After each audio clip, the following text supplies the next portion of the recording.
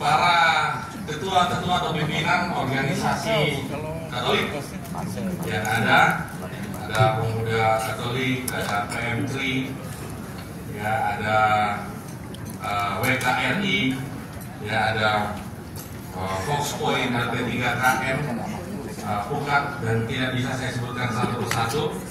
Terima kasih untuk kehadirannya. Para pimpinan organisasi cendekiawan dari Buddhis, terima kasih. Ya, ada tadi ya. Terima kasih, salam untuk ketum. Kemudian ada dari Hindu, ya, dari Piki, ya, dari IKDKI, ya, IKDKI, yang ada lupa sih, prof saya, ya, dan para ketua organisasi lain yang saya tidak bisa sebutkan satu persatu. Selamat malam dan selamat datang dalam perayaan puncak acara Dies Natalis ISKA ke-67, ya. Sudah ISKA 67 tahun, ini sudah memasuki masa pensiun kalau PNS ya. Tapi tentunya karyanya tidak bisa berhenti. Maka saya juga menyapa teman-teman ISKA yang ada, pengurus ISKA dari DKI, dari pusat maupun dari daerah. Selamat datang dan selamat malam. Assalamualaikum warahmatullahi wabarakatuh. Salam sejahtera untuk kita semua. Om Swastiastu, Namo Buddhaya, salam kebajikan dan rahayu. Selamat malam Bapak Ibu sekalian. Pada kesempatan ini saya ingin menyampaikan laporan saja, ya, laporan bahwa kami merayakan ISKA, merayakan ulang tahun ke-67 dengan rangkaian acara. Yang pertama kemarin 2 minggu lalu kami ke Panti Asuhan, ya, berbagi kasih dengan adik-adik yang masih kurang beruntung, ya. Mudah-mudahan setelah itu jauh lebih beruntung tentunya. Dan seperti pesan Monsinyur tadi bahwa harus memberikan harapan. Yang penting bukan harapan palsu, ya. Dan kemudian juga saya pada kesempatan ini ingin berterima kasih kepada para pengurus ISKA yang sudah mendukung acara ini, ya, dan acara seminar ekonomi yang seminggu yang lalu juga kita adakan. Kemudian juga saya ingin menyampaikan bahwa pada hari ini kami mengadakan acara puncak 67 tahun ulang tahun ISKA, hari lahir ISKA, dan tentunya dengan kondisi libur yang panjang, ya, kami tidak menduga yang akan datang sebanyak ini. Tapi syukur alhamdulillah puji Tuhan. Artinya semoga ISKA juga masih disayang oleh semua elemen bangsa ini, dan juga tentunya harus lebih disayang oleh para pengurus ISKA, ya. Dan kemudian juga tema daripada rangkaian kegiatan kita pada Dies Natalis kali ini adalah ekonomi, ya. Kenapa? Karena kita melihat ekonomi itu kok nggak pasti gitu ya. Makanya kita sangat berharap kehadiran daripada Pak Menko, tapi tidak apa-apa karena Pak Menko katanya kurang sehat. Semoga Pak Menko segera pulih dan sehat lagi, ya kan. Walaupun memang hingar-bingar isu reshuffle ini membuat banyak yang panas dingin, ya, mudah-mudahan semuanya bisa berlalu supaya Indonesia kembali bisa jaya. Dan pada kesempatan ini saya juga ingin minta maaf atas kesalahan yang terjadi dari panitia apabila ada, dan juga salah kata dari panitia apabila ada. Mohon dimaafkan, dibukakan pintu maaf, dan saya akhiri bahwa kehadiran daripada peserta di acara puncak hari ini adalah 160% Pak Ketum, ya. 160% gitu. Jadi karena 160%, ya artinya ketum harus tersenyum lebar gitu. Terima kasih untuk waktunya. Selamat malam, Wassalamualaikum warahmatullahi wabarakatuh. Salam sejahtera untuk kita semua. Pro Ecclesia et Patria. Terima kasih kepada Ketua Panitia Bapak Arif Susanto SHM Eko laporannya untuk perayaan acara puncak PIS Nasionalis ke-67 ISKA. Bapak Ibu sekalian, selanjutnya panitia juga telah mempersiapkan sebuah video Agoslo. Menarik sekali video yang kita simak karena inilah dia Ketua ISKA dari Masa Kerasa. Kita saksikan. Tuh. Sebelahnya tepat. Tuh kayak dulu. Gua ambil video.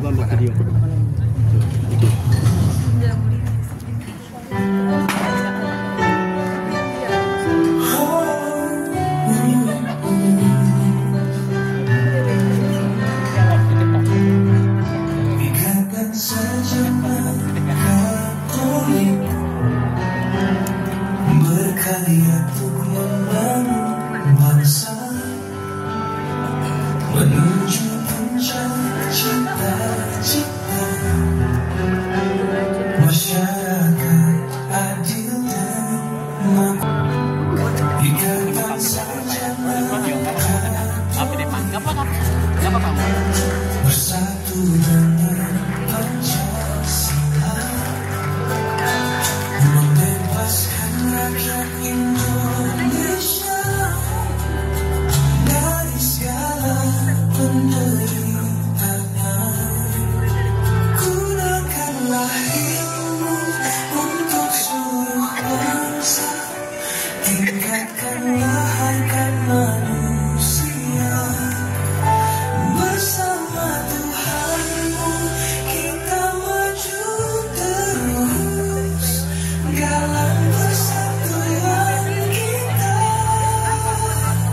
Ikatan Sarjana Katolik berjuang untuk keadilan di bawah panji Kristus Tuhan. Kita membangun kekuatan. Ikatan Sarjana Katolik bersatu dengan seluruh bangsa, selalu menjaga persatuan dengan kesatuan Indonesia. Gunakanlah ilmu untuk seluruh bangsa, tingkatkanlah harkat manusia. Bersama Tuhanmu kita maju terus, galang persatuan ISKA.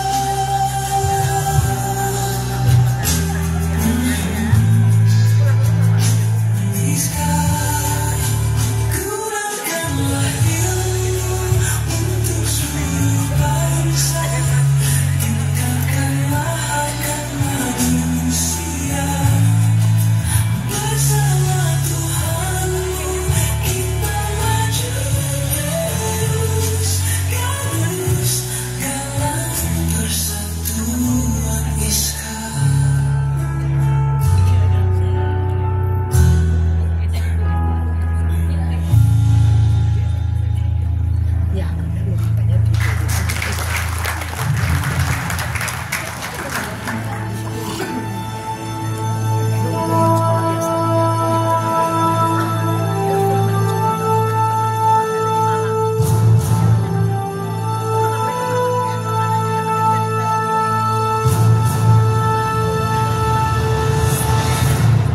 Sekali lagi boleh kita berikan tepuk tangan ya Bapak Ibu.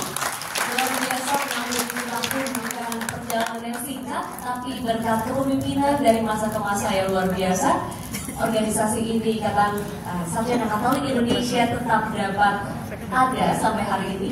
dan membawa dampak yang luar biasa. Untuk itu selanjutnya kita akan dengarkan kata sambutan dari Ketua Umum Ikatan Sarjana Katolik Indonesia. Kita sambut bersama Dr. Luki Yustiantoro, PhD, MNC, PhD. Kami silakan.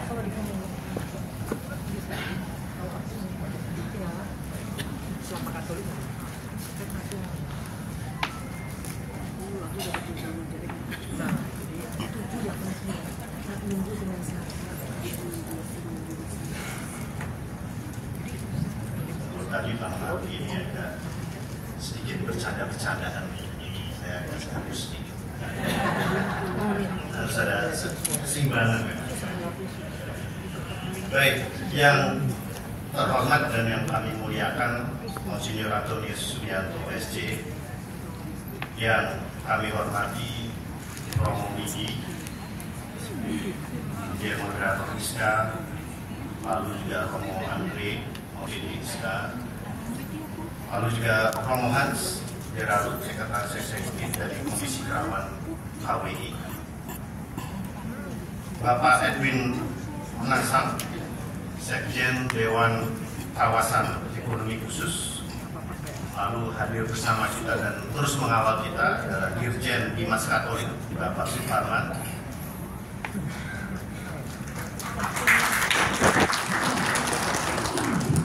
rekan-rekan ISKA termasuk hadir di sini ada Dewan Kehormatan, Monsinyur Antonius juga Dewan Kehormatan,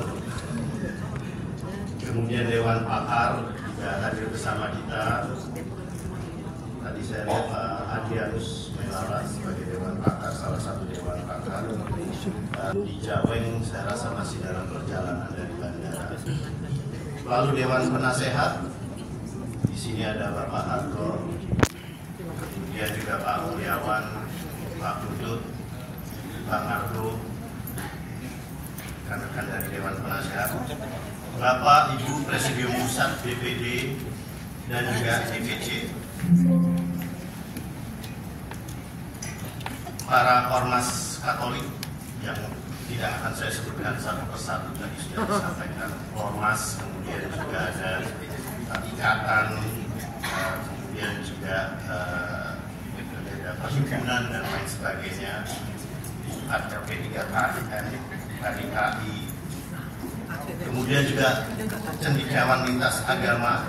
Terima kasih dari KJPI, wakil dari PIKI, kemudian KCAI, juga dari sini. Para tokoh masyarakat, sahabat lintas iman, serta para tamu undangan yang saya hormati.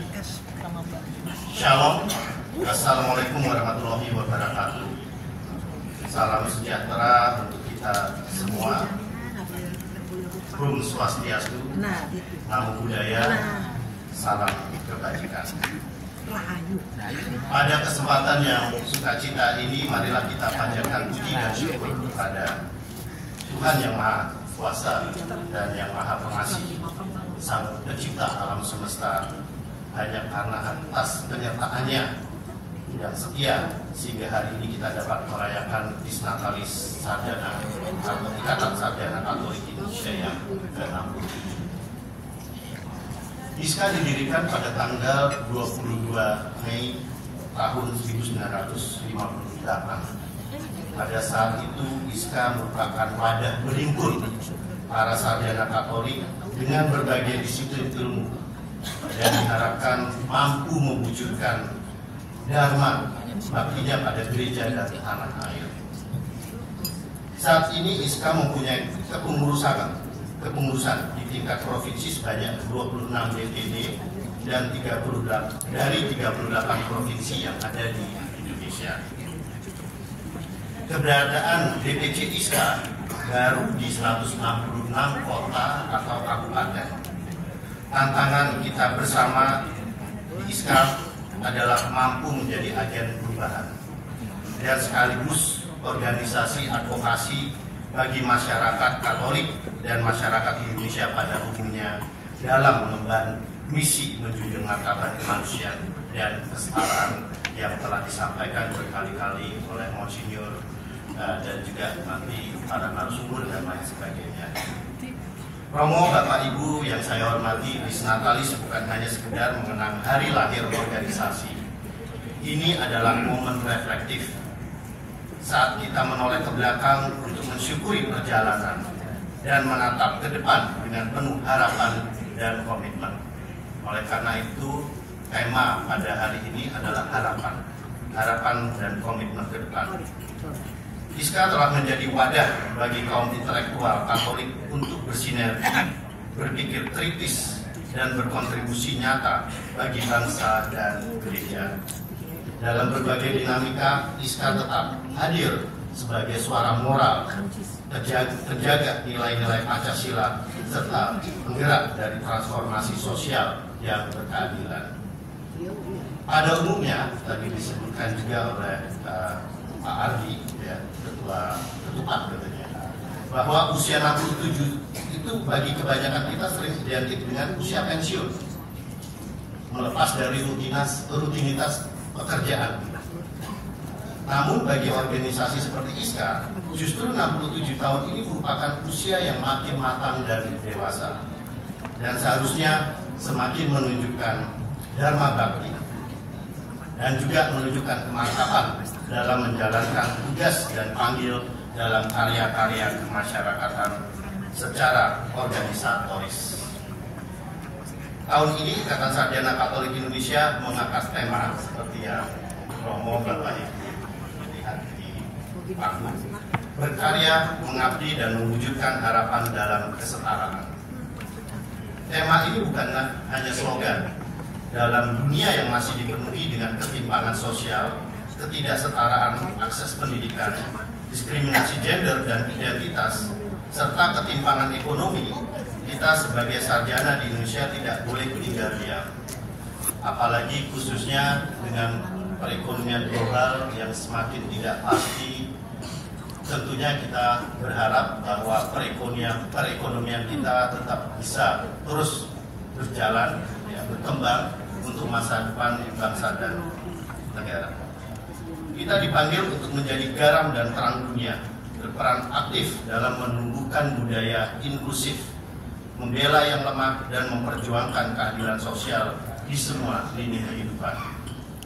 Sebagai insan yang dibekali ilmu dan terang, kita dipanggil. Yang pertama adalah berkarya. Berkarya adalah suatu proses atau kegiatan untuk menciptakan nilai melalui keilmuan dan kreativitas.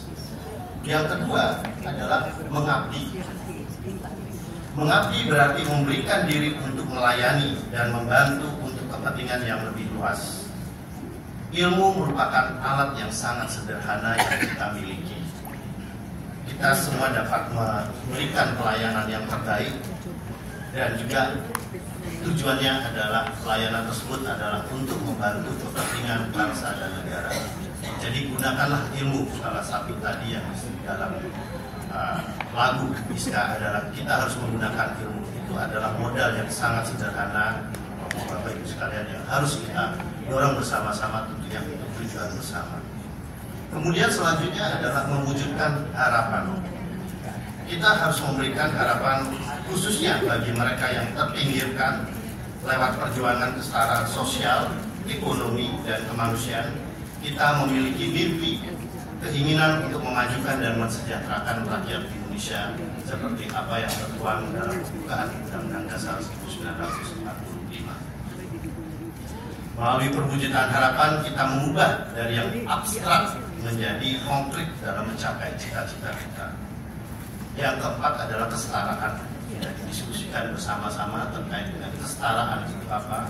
Kesetaraan yang kita perjuangkan bukan hanya persamaan hak, tetapi juga pengakuan martabat. Tadi disampaikan oleh Monsinyur di homili di misa tadi. Persamaan martabat setiap manusia sebagaimana ajaran agama, bahwa semua manusia diciptakan menurut gambar rupa Allah. Romo, Bapak Ibu yang saya hormati, ISKA dan organisasi kemasyarakatan di Indonesia harus menjadi jembatan antara iman dan realitas sosial. Kita harus aktif dalam ruang publik, dalam memberi suara bagi yang tidak bersuara, membela kebenaran, dan mendorong kebijakan yang adil. Dalam kesempatan ini ISKA juga mensyukuri dan menunjukkan rasa bangga atas muncul dan lahirnya tokoh-tokoh dalam pemerintahan dari tingkat pusat dan daerah di wilayah seluruh Indonesia. ISKA juga bangga dan bersyukur pada para komisioner lembaga-lembaga negara, pimpinan lembaga-lembaga independen yang mengurus kepentingan publik.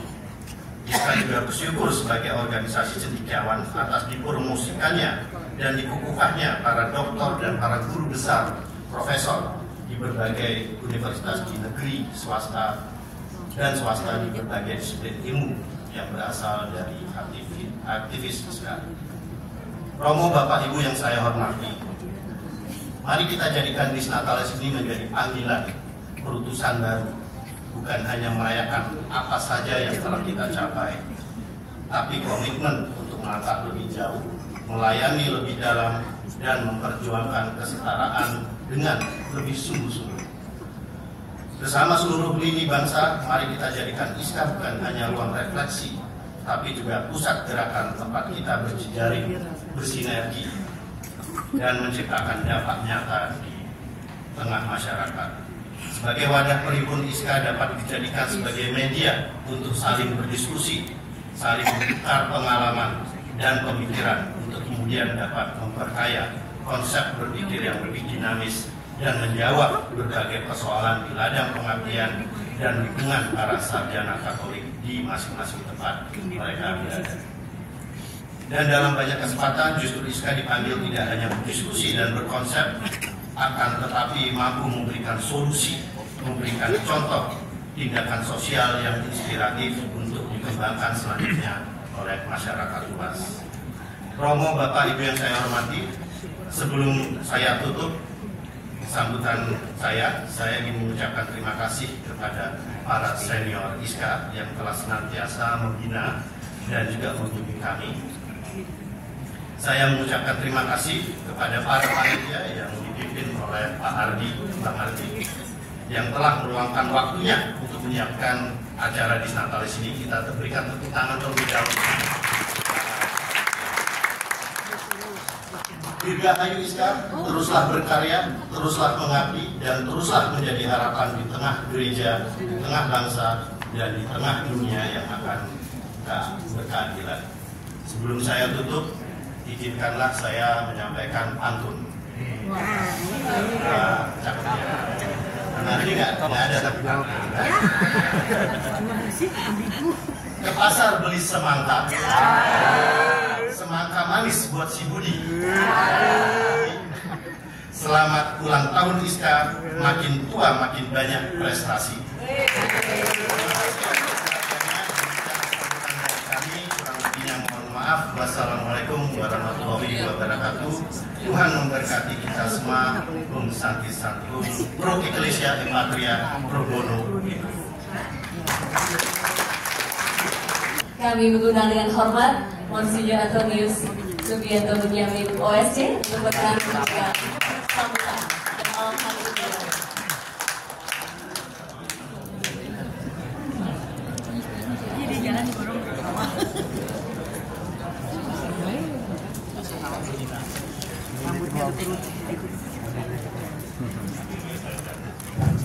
Assalamualaikum warahmatullahi wabarakatuh. Om Swastiastu, Namo Buddhaya, salam kebajikan, Rahayu, Rahayu, salam sejahtera untuk kita semua. Hari ini ulang tahun PGI ke-75 juga ya. Lalu hari ini hari raya Pecum juga ya. Iya, nggak ada baca. Oh ya, banyak itu karena di dua tempat ini juga saya diundang. Jadi saya ucapkan. Pertama kita mengucapkan selamat ulang tahun ke-67. Tadi dengan sangat bagus tema ini luar biasa diuraikan oleh Bapak Ketua Umum. Nah, selamat kepada Pak Menteri juga yang diwakili Menko oleh Pak Edwin, Ketua Umum ISKA, Ketua Panitia, para Dewan Pakar, para penasehat, dan siapapun yang hadir di sini. Selamat malam. Jadi kembali temanya yang sangat bagus, berkarya, mengabdi, mewujudkan harapan dalam kesetaraan. diuraikan dengan sangat luar biasa oleh Ketua Umum ISKA. Maka apa yang harus kita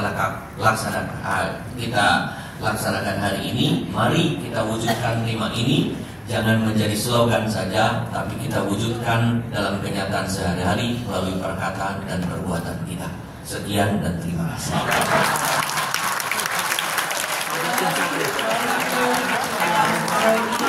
Singkat dan jelas dan langsung mengena ya Bapak Ibu ya. Pesan dari Monsinyur langsung dilaksanakan. Jadi tema tidak hanya sekedar slogan, tapi kita laksanakan dalam kehidupan sehari-hari. Bapak Ibu, satu lagi kita akan sama-sama menyimak. Tentunya ini adalah juga sambutan yang kita nantikan bersama, sambutan dari Menteri Agama Republik Indonesia, Profesor Dr. Kiai Haji Nasaruddin Umar MA, dalam tayangan video berikut ini. Kita saksikan.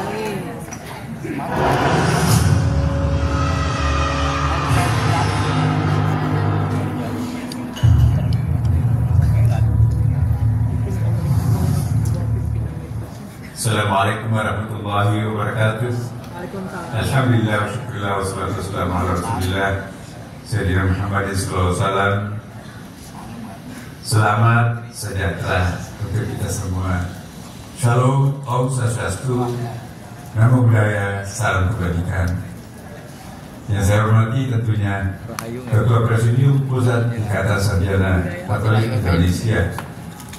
Saya mengucapkan selamat merayakan Dies Natalis yang ke-67 bagi Ikatan Sarjana Katolik Indonesia atau yang kita lebih kenal dengan ISKA. Saya menyampaikan apresiasi setinggi-tingginya atas partisipasi dan dukungan yang diberikan oleh ISKA bagi kemajuan bangsa dan negara, khususnya dalam merawat kebinekaan, toleransi, dan kerukunan antar umat beragama di Indonesia. ISKA sebagai organisasi yang memiliki kapasitas dan kompetensi hendaknya terus memberikan dukungan bagi kemajuan bangsa dan negara. Saya secara pribadi ingin mengungkapkan rasa penyesalan saya. Sebetulnya saya ingin hadir bersama dengan kalian semuanya, teman-teman semuanya, tapi karena saya harus berada di tempat yang lain yang memang sudah kami agendakan sebelumnya, agenda nasional yaitu urusan haji ya, maka saya mengajak ISKA untuk menjadi mitra pemerintah, berjalan bersama memberikan kontribusi yang baik untuk bangsa dan negara ya. Provision, semoga Tuhan memberkati kita semuanya. Sekali lagi saya ucapkan kepada selamat rekan-rekan, ya sahabat-sahabat dan saudara-saudara sekalian. Ya, Assalamualaikum warahmatullahi wabarakatuh. Salam, Om Santi, Om Namo Buddhaya, salam kebajikan. Terima kasih. Demikian sambutan dari Menteri Agama Republik Indonesia yang telah kita simak bersama. Dan kini saatnya sebelum kita melanjutkan ke agenda berikutnya, kita akan saksikan ini dia kebudayaan kita, ini dia tari tradisional kita. Kita sambut bersama tarian adat Betawi dari Sanggar Bunga, Tanjung, Jakarta.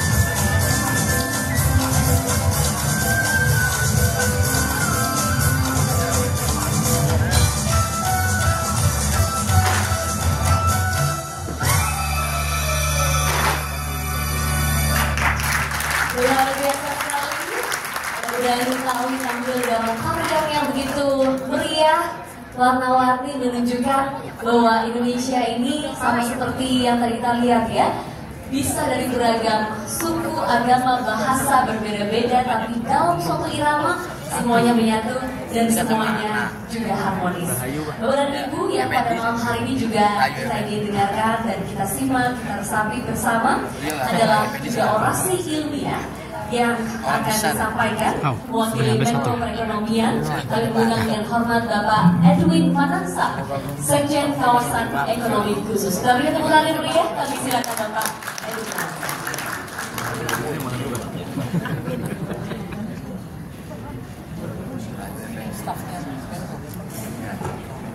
Terima kasih. Shalom. Assalamualaikum warahmatullahi wabarakatuh. Salam sejahtera untuk kita semua. Om Swastiastu, Namo Buddhaya, salam kebajikan. Yang saya hormati Bapak Monsinyur Antonius Sugianto Bunyamin OSC, Ketua Presidium KWI sekaligus Uskup Bandung, kemudian Ketua Presidium Pusat Ikatan Sarjana Katolik Indonesia ISKA, Bapak Luki Yusgiantoro beserta jajarannya, Dirjen Bimas Katolik Bapak Suparman, dan juga Bapak Ibu Ketua dan anggota Panitia Dies Natalis ISKA ke-67, dan Bapak Ibu para tamu undangan yang saya hormati dan banggakan. Izinkan saya mewakili Bapak Menko Perekonomian, Bapak Airlangga Hartarto, yang berhalangan hadir pada malam hari ini karena kurang sehat. Ya, kemarin saya juga mendampingi beliau pada saat bertemu dengan Dubes Inggris. Beliau memang kelihatan batuk-batuk, jadi malam hari ini beliau mohonkan permohonan maaf tidak bisa hadir karena kurang sehat. Dan begitu saya akan membacakan orasi ilmiah dari Bapak Menko Perekonomian. Tadi sudah diperkenalkan, saya Edwin Manansang, Sekretaris Jenderal Dewan Nasional Kawasan Ekonomi Khusus yang berada di bawah Kemenko Bidang Perekonomian. Bapak Ibu sekalian, pertama-tama saya ingin mengucapkan selamat ulang tahun ke-67 kepada Ikatan Sarjana Katolik Indonesia ISKA. Dengan demikian, hampir 7 dekade ISKA telah menunjukkan peran aktif dalam pembangunan bangsa, bukan hanya melalui kontribusi intelektual, tapi juga lewat pengabdian sosial, pelayanan publik, dan juga komitmen untuk menjaga persatuan Indonesia dalam keberagaman. Dan tema Dies Natalis kali ini, berkarya, mengabdi, dan mewujudkan harapan dalam kesetaraan, ini sangat sejalan dengan arah kebijakan ekonomi nasional yang menekankan pada pertumbuhan ekonomi yang inklusif, berkelanjutan, dan merata. Terus terang Bapak Ibu sekalian, saya agak sedikit worry membawakan topik yang cukup berat malam-malam dan Bapak Ibu sudah makan. Takutnya agak sedikit boring, tapi mudah-mudahan apa yang saya bawakan pada malam hari ini bisa menambah pengetahuan kita semua, khususnya terkait dengan kebijakan pemerintah di sektor perekonomian. Bapak Ibu dan sekalian, saat ini memang kita hidup di era yang penuh dinamika. Geopolitik global tengah mengalami gejolak. Selamat malam Pak Monsinyur. Hal ini ditandai dengan meningkatnya proteksionisme, perang dagang, dan ketidakpastian pasar global. Baru-baru ini IMF menurunkan proyeksi pertumbuhan ekonomi global menjadi 2,8% dari sebelumnya 3,3%. Ini diakibatkan oleh dampak kebijakan tarif resiprokal yang tinggi yang diberlakukan oleh Presiden Trump Amerika Serikat dan juga respons balasan dari mitra-mitra dagangnya. Lanjut. Nah, harga komoditas energi diperkirakan akan turun tahun ini. dipicu oleh penurunan harga minyak bumi dan batu bara karena adanya perang dagang yang ikut mendorong pengurangan permintaan global. Sebaliknya, harga logam meningkat akibat kekhawatiran akan kurangnya pasokan. Contohnya harga emas naik 26,7% year to date, dan juga harga tembaga yang naik 7,57% year to date. Namun demikian, di tengah kondisi ketidakpastian tersebut, ekonomi kita masih menunjukkan ketahanannya. Yang pertama, kita tahu bahwa pertumbuhan triwulan pertama tahun ini tercatat 4,87% year on year, dan ekonomi diproyeksikan tumbuh di kisaran 4,6 sampai dengan 5,4% tahun ini. Dan ini ternyata lebih bagus dibandingkan dengan negara-negara peers seperti Malaysia dan Singapura. Kemudian juga inflasi berhasil dikendalikan di level 1,95% per April 2025, dan juga cadangan devisa kita masih stabil di atas 152 miliar US dollar. Nah, Bapak Ibu sekalian, secara spasial domestik, seluruh wilayah di Indonesia menunjukkan adanya pertumbuhan pada kuartal pertama tahun 2025.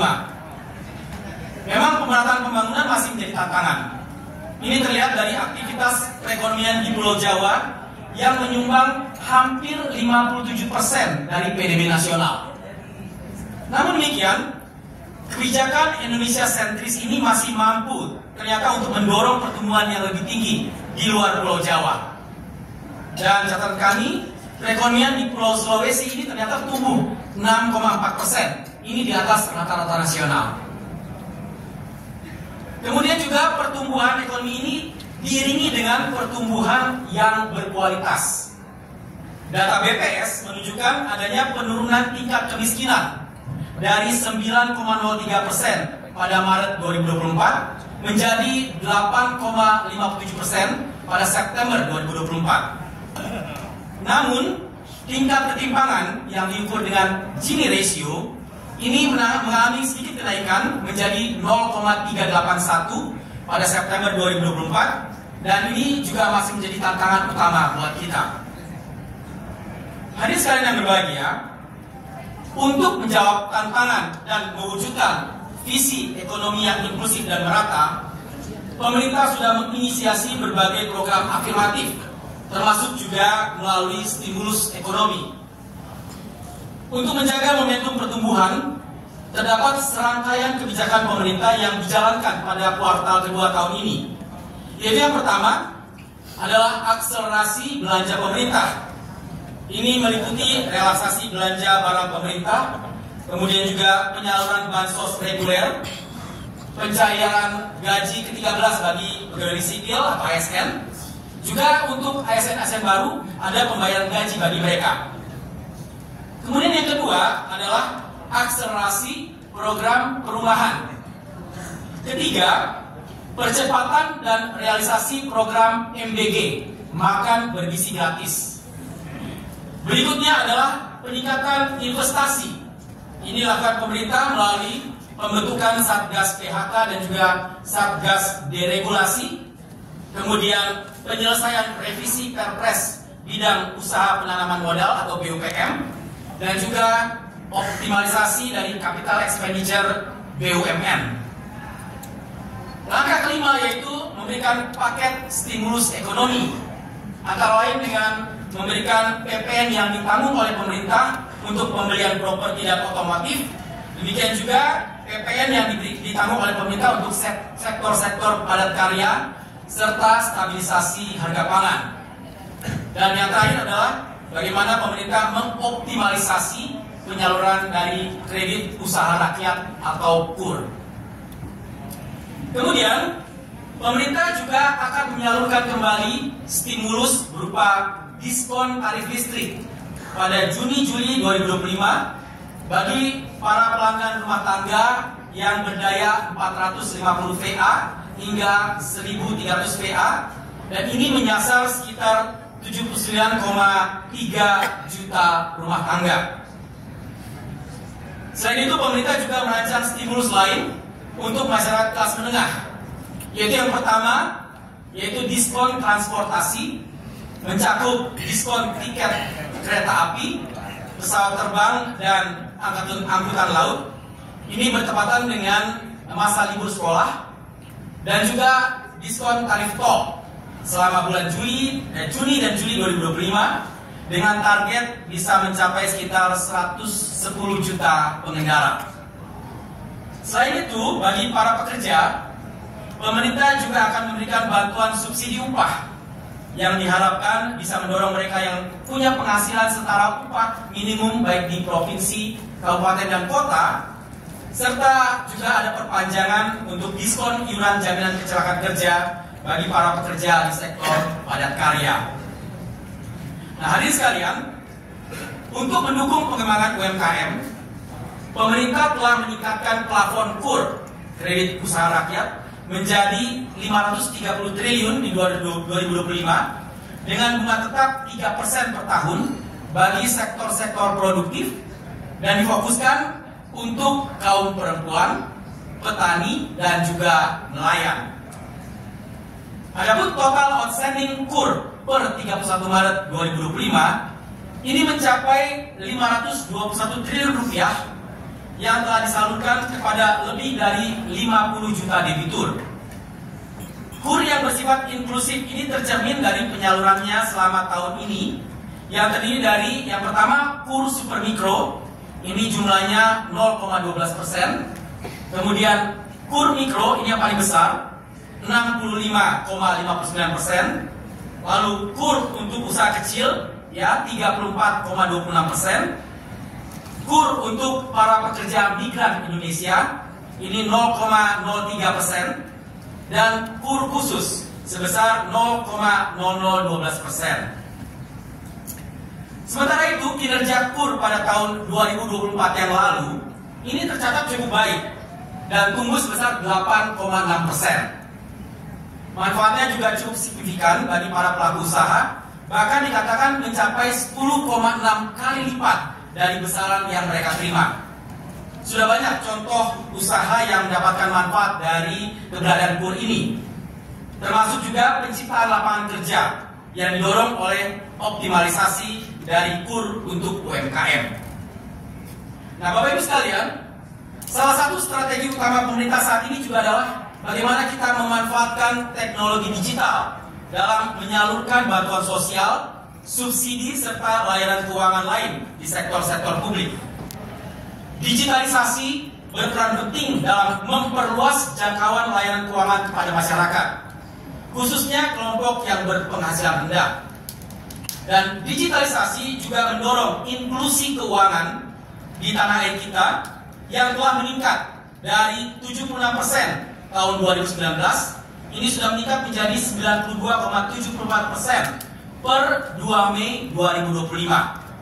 Sementara itu juga tingkat literasi keuangan sudah mencapai 66,64%. Bapak Ibu yang hadirin yang saya hormati, program prioritas pemerintah selanjutnya adalah swasembada energi dengan target peningkatan terhadap indeks ketahanan energi, kemudian pasokan energi primer, konsumsi energi per kapita, serta bauran energi terbarukan.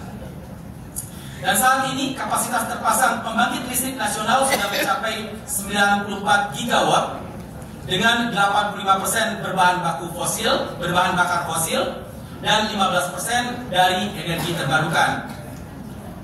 Mungkin kita pernah mendengar juga bahwa beberapa waktu yang lalu Bapak Presiden juga telah meresmikan 37 proyek strategis ketenaga listrikan yang tersebar di 18 provinsi dengan total kapasitas sebesar 3,2 gigawatt.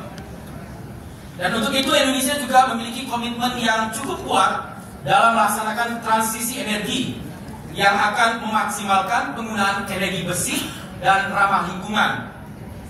Ini bukan merupakan opsi atau pilihan kebijakan, tapi sebuah keharusan.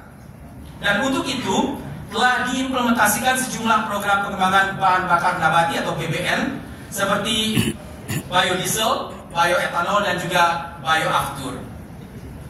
Hadirin sekalian, pemerintah juga telah menetapkan industri semikonduktor sebagai salah satu industri prioritas tahun 2025-2029. Ya, dalam 5 tahun ke depan ini, Indonesia akan memperluas segmen perakitan, pengujian dan juga pengemasan atau ATP semikonduktor.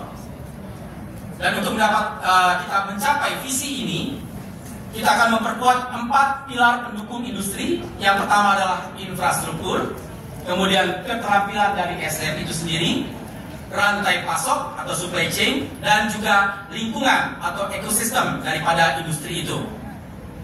Nah, dalam rangka mengembangkan industri prioritas tersebut, tentunya dibutuhkan tenaga kerja yang berkualitas. Melalui Undang-Undang Cipta Kerja, pemerintah juga menekankan pada keadilan upah, kemudian bagaimana perlindungan terhadap tenaga kerja, dan mitigasi terhadap PHK.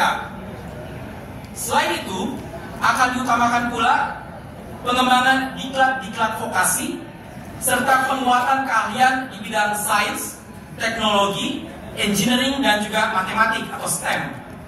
Hal ini ditujukan untuk meningkatkan SDM kita. Dan SDM tentunya yang bisa beradaptasi dan juga bisa mengikuti perkembangan teknologi global. Bapak Ibu sekalian, kenapa SDM ini menjadi penting? Karena di masa mendatang akan terjadi perubahan-perubahan atau pergeseran landscape ketenagakerjaan, di mana ada jutaan pekerjaan yang hilang akibat perkembangan teknologi. Tapi juga akan muncul jutaan pekerjaan baru, misalnya green jobs atau pekerjaan-pekerjaan hijau, dan juga berbagai pekerjaan di sektor ekonomi digital yang kini sudah mulai jadi tren dan juga perlu kita antisipasi bersama. Pada tahun 2045, diprediksi akan muncul sekitar 15,3 juta green jobs di Indonesia. Selain itu, pasar domestik kita yang besar bagi produk-produk elektronik dan juga digital ini akan membuka peluang bagi pertumbuhan industri semikonduktor. Dan untuk itu, industri-industri semikonduktor kita yang membutuhkan tenaga kerja memiliki keahlian-keahlian yang tinggi. Dalam catatan kami ini, ekspansi linear perusahaan semikonduktor ini diperkirakan akan butuh tambahan sekitar 3.000 sampai dengan 4.000 pekerja setiap tahunnya. Nah, hadirin sekalian, dalam rangka mendorong peningkatan investasi, penyerapan tenaga kerja dan juga hilirisasi di berbagai sektor, pemerintah telah menetapkan adanya 25 kawasan ekonomi khusus. Ini yang kami tangani saat ini, dan ini tersebar mulai dari Aceh sampai dengan Papua.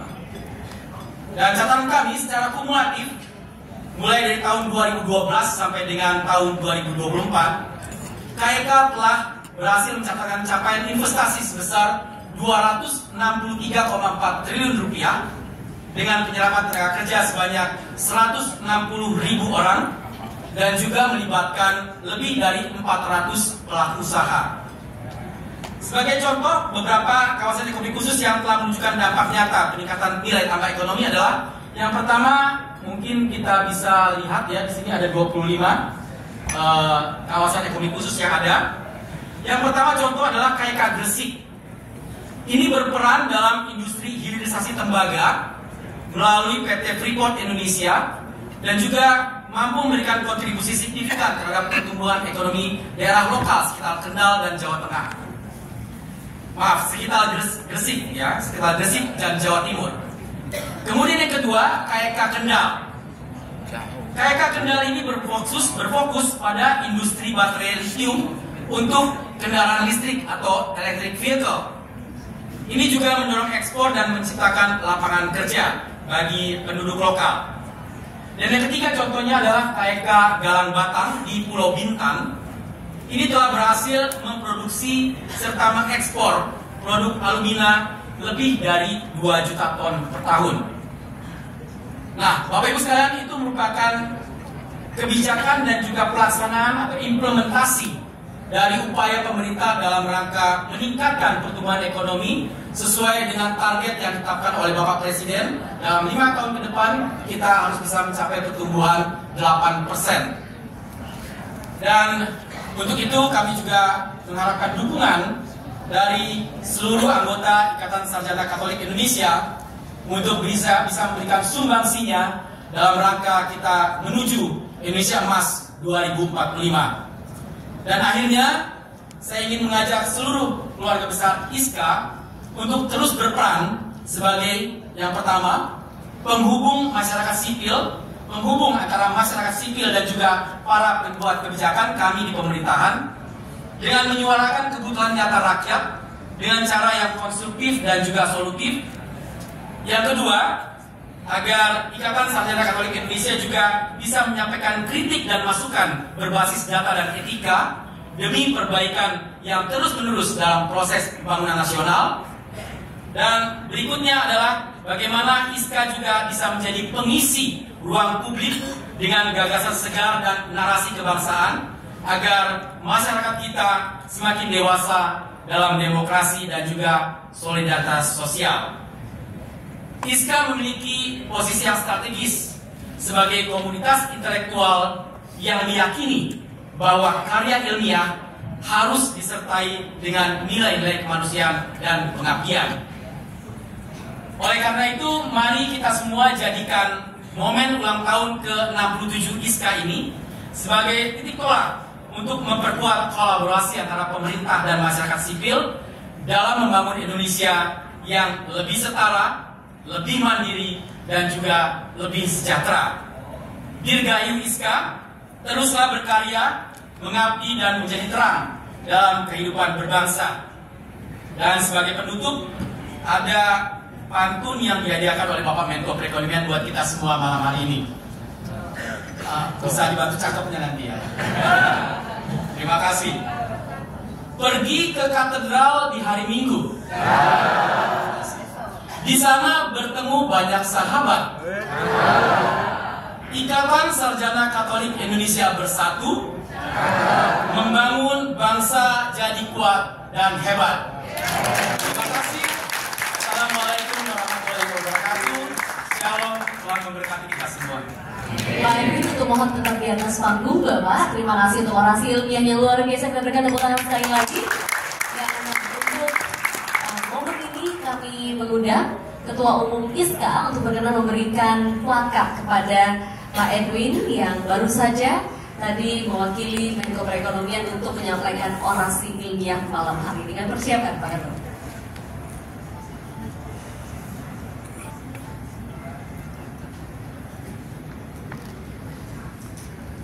Tentu yang kita dengarkan bersama dalam orasi ilmiah tadi, Bapak dan Ibu sekalian, bahwa Indonesia dalam perekonomian yang ditargetkan 8%, banyak yang harus dilakukan upaya-upaya bersama, kolaborasi, dan tadi menyambung juga dari masyarakat Indonesia awal ke pemerintah untuk bisa mencapai target ini bersama-sama. Indonesia yang maju, Indonesia yang tumbuh dan kuat secara ekonomi. Kita berikan tepuk tangan. Terima kasih Bapak Edwin Manansang, Sekjen Kawasan Ekonomi Khusus, yang telah menyampaikan orasi ilmiah Bapak Menko Perekonomian Republik Indonesia. Berkenan Bapak-Bapak untuk tetap di atas panggung karena setelah ini kita akan melanjutkan foto bersama. Namun sebelumnya kami juga ingin mengundang kembali Ketua KWI untuk berkenan menerima plakat. Kami mengundang Ketua Panitia untuk berkenan menyampaikan plakat kepada Ketua KWI. Terima kasih juga sudah tadi agak sedikit ditolong sambutan begitu ya Bang Sikyo. Terima kasih. Dan tentu tadi pesannya maksudnya kita ingat bersama ya, bahwa berkarya, mengabdi dan mewujudkan harapan dalam kesetaraan tidak hanya sekedar slogan, tapi juga menjadi gaya hidup kita sebagai anggota ISKA dan juga tentunya pengurus-pengurus, aktivis dan juga kita semua masyarakat. Ketua Umum sudah di atas panggung, diundang untuk boleh bergabung semua di atas panggung. Ketua Panitia sudah di atas panggung ya. Izin jika ada yang belum saya undang Bapak Ibu mohon arahan. Bapak Adrianus. Ya, Prof, ayo Prof. Bergabung Prof. Bapak Joko Wiono, Bapak di mana? Oh iya, Bapak izin silakan bergabung. Ditunggu Bapak di atas panggung. Ya, ada lagi Bapak-bapak yang ingin diundang bersama.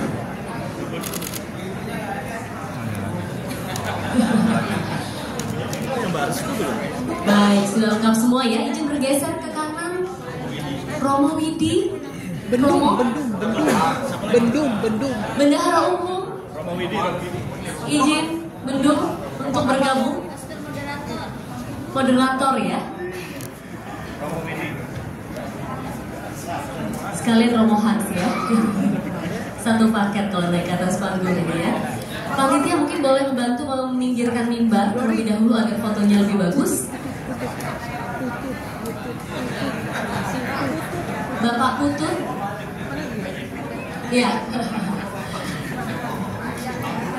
wajib ini harus ikutan naik.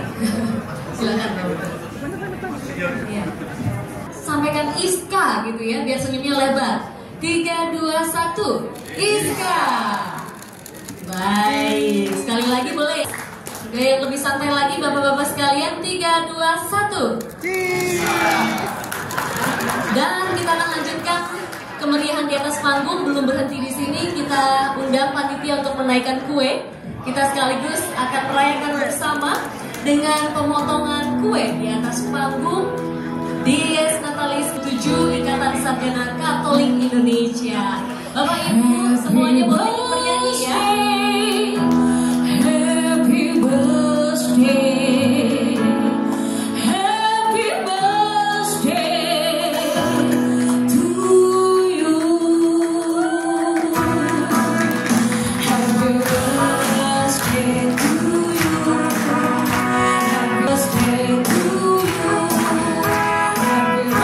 birthday, happy birthday, happy birthday to you. Happy birthday to you. Happy birthday to you.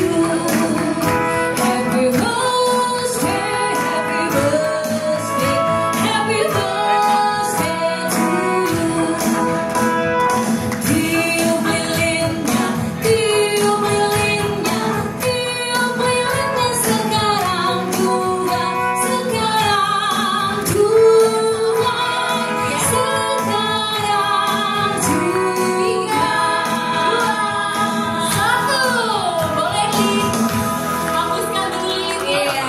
Yeay, dirgahayu Iska. Kita lanjutkan dengan pemotongan kue. Silakan Bapak Ketum untuk memotong kue. Boleh Saudari Tina, kita lanjutkan bersama-sama ya kemeriahan ini. Jangan kemana-mana dulu karena kita akan bersama-sama menyanyikan Pancasila Rumah Kita setelah ini ya. Tentunya dengan perayaan syukur, ucapan syukur Dies Natalis ke-67 ISKA, kita harapkan Ikatan Sarjana Katolik Indonesia terus maju, terus berkarya, dan juga membawa dampak bagi seluruh Indonesia. Lagunya mana lagunya? Pak Ketum bingung mau kasih ke siapa, Bu? Begitu ya, Pak ya? Jamrut lagunya. Silakan Bapak, boleh dipotongkan sebagai tanda syukur.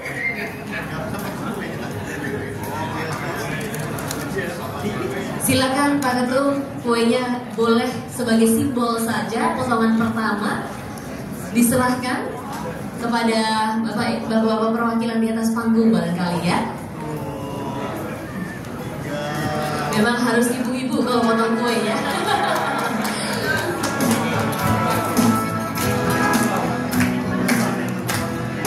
Monsinyur berkenan menerima. Terima kasih. Potong kuenya sekarang juga, sekarang juga, sekarang juga. Potong kuenya sekarang juga, sekarang juga.